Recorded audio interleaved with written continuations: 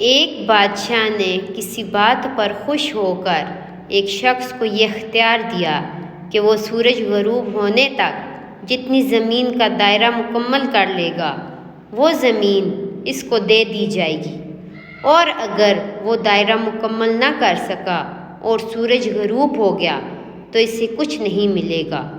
یہ سن کر وہ شخص چل پڑا۔ چلتے چلتے ظہر ہو گئی تو اس سے خیال آیا کہ اب واپسی کا چکر شروع کر دینا چاہیے، مگر پھر لالچ نے غلبہ پا لیا اور اس شخص نے سوچا کہ تھوڑا سا اور آگے سے چکر کاٹ لوں۔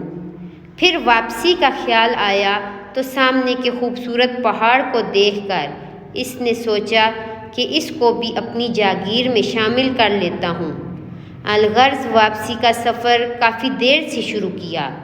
اب واپسی میں یوں لگتا تھا جیسے سورج نے اس کے ساتھ مسابقت شروع کر دی ہے۔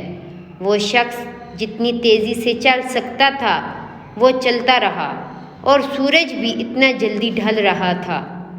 عصر کے بعد تو سورج ڈھلنے کے بجائے ایسے لگ رہا تھا جیسے پگھلنا شروع ہو گیا ہے۔ وہ شخص پریشانی کے عالم میں دوڑنا شروع ہو گیا، کیونکہ اسے سب کچھ ہاتھ سے جاتا نظر آ رہا تھا۔ اب وہ اپنی لالچ کو کوس رہا تھا، مگر بہت دیر ہو چکی تھی۔ دوڑتے دوڑتے اس کا سینہ درد سے پھٹا جا رہا تھا، مگر وہ تھا کہ بس دوڑے جا رہا تھا۔ آخر سورج غروب ہو گیا۔ پھر وہ شخص اس طرح گرا کہ اس کا سر اس کے سٹارٹنگ پوائنٹ کو چھو رہا تھا اور پاؤں واپسی کے دائرے کو مکمل کر رہے تھے۔ یوں اس کی لاش نے دائرے کی لائن کو مکمل کر دیا۔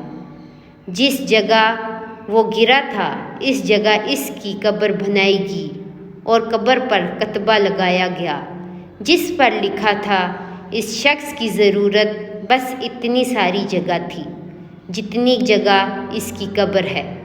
اللہ پاک نے بھی اس طرف اشارہ کیا ہے، والعصر ان الانسان لفی خسر۔ آج ہمارے دائرے بھی بہت بڑے ہو گئے ہیں، چلیں واپسی کی سوچتے ہیں۔ نتیجہ لالچ بری بلا ہے۔